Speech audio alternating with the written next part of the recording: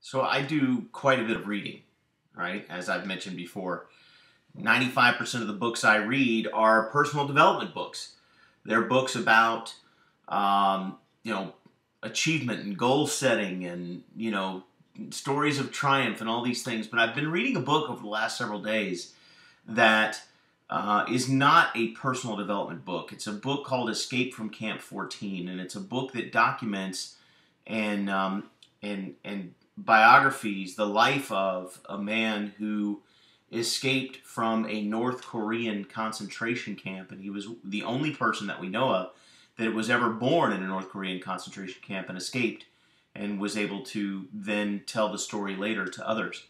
And at the same time that I was reading this book, I was driving to work yesterday morning, and I had in my monthly edition of Success Magazine's audio, and Darren Hardy was introducing the speaker for the day, and the whole CD was about potential.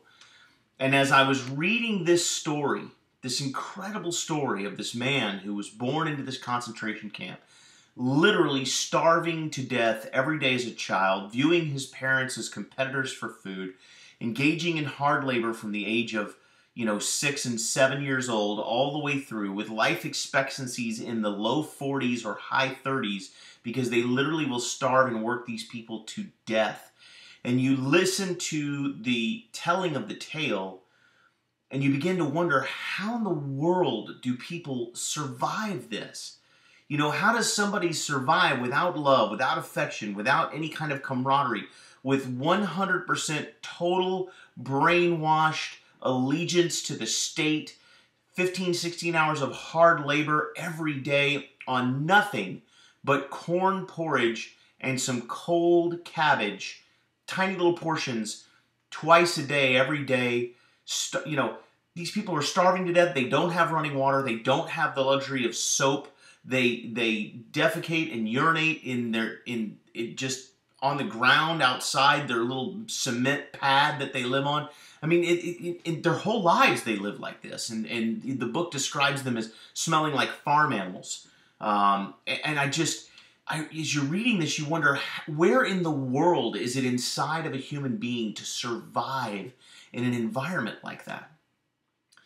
And then as you begin to think about that, you can also factor in, when you look at Olympic athletes and the training that they've had to go through, or stories of survival, people that got trapped in the wilderness, or when the aircraft went down in the Arctic and those people were in the snow and in the ice for however long they were there, and stories of people that get lost in the woods and find their way out, stories of people that overcome cancer and illnesses and injuries, or even families that survive tragedies like 9/11 and like the Boston Marathon.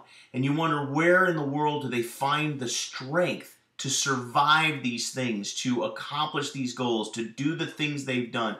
When you hear stories of a blind man who has made it through his whole life doing things like rock climbing and being one of the very first people to ever reach the North Pole on foot.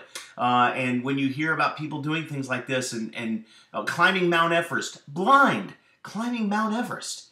These types of things, you wonder, where does this come from? And I want you to know that I believe there's one word to describe where that inner strength comes from, where that well is dug inside of a human being, and it's called your potential.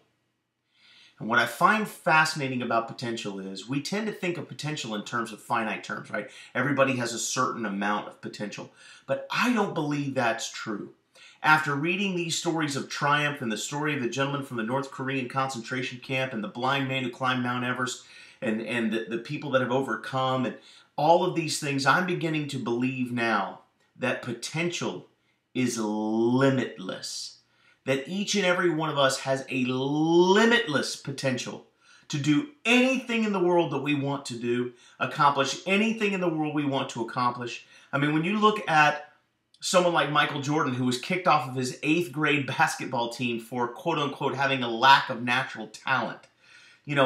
Michael Jordan obviously had the potential within him to be the greatest basketball player on planet Earth, arguably still maybe the greatest basketball player that's ever lived. But yet that potential wasn't obvious. It wasn't evident at that time.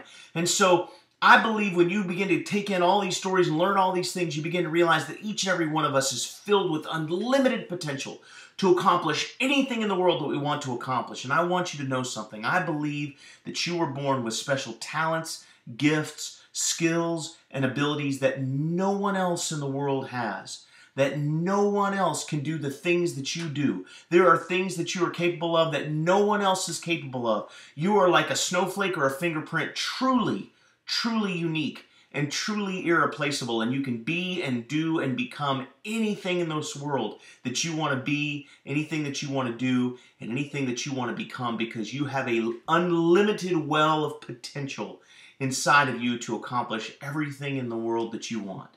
And the only thing that you must overcome is the 6 inches between your ears. Because when you can climb through all of the muck and all of the trash and all the negative self-talk and all of the doubting and the negative beliefs and the self-generated beliefs that you've created about yourself, if you can find your way through that quagmire of negativity and false perceptions of you of others, and if you can find your way through all of that, when you reach the other side, you realize that there is nothing on this planet that you are incapable of doing if you just want to badly enough. And so my message of inspiration for you today is for you to know that you can. Whatever it is you want, you can. Whatever it is you want to do, you can. Whatever it is you'd like to see manifest in your life, you can. You just simply need to find a way and persist long enough until that path occurs before you, and then jump on the path and run like crazy. But you've got to be willing to make the sacrifices that others have made if you want to have the reward that others have received. And the sacrifice always comes before the reward. The vision always comes before the realization. So many people say, I've got to see it to believe it, but they've got it backwards. You see, you've got to believe it here before you'll ever see it here. And so the biggest distance that you have to travel is the 6 inches between your ears, because when you begin to believe it here, it will unlock your potential, and the world will unfold before you, and you will begin to see with these eyes, experience with these hands, and feel with this body, and hear with these ears, and smell with this nose, all of the things that you wanted to see manifest in your life, because you saw it here first. Unlock your potential by believing in you. And the best way to do that is to put as much good stuff in, continue to feed in positive information, continue to feed in positive messages. You know what? Go out and read those inspirational stories. Go out and get your head into those types of books that tell those types of stories. Get away from the news. Guys, there's nothing on there that's going to help you. Get away from the gossip at the water cooler at work. There's nothing happening there that's going to take you where you want to go. You fill your mind with possibility. You fill your mind with positive images, positive ideas. It will elevate your belief level, unlock your potential, and you, my friend, are limitless. You are limitless. Make it a great day.